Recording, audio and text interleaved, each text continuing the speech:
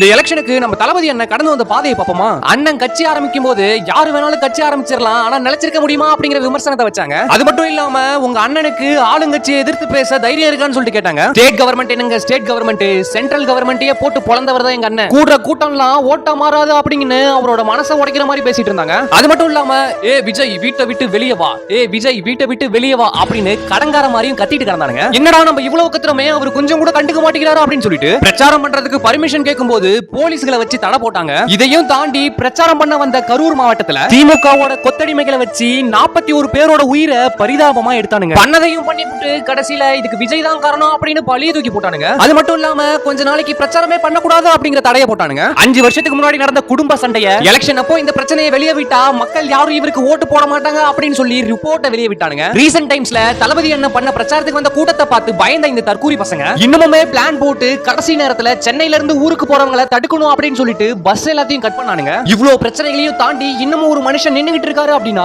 அவருக்கு நல்லது பண்ண நமக்கு நல்லது பண்ணணும் அப்படிங்கிறது மட்டும் தாங்க காரணம். இதை எல்லாத்தையும் சிந்திச்சு பார்த்து கண்டிப்பா நீங்க டிவிக்கு ஓட்டு போட்டிருப்பீங்க அப்படின்னு நம்புறேன். அப்படி ஓட்டு போட்டிருந்தா நம்ம சேனலை சப்ஸ்கிரைப் பண்ணிட்டு கமெண்ட் பாக்ஸ்ல ரெட் கார்ட்டை தெரிவிக்க விடுங்க.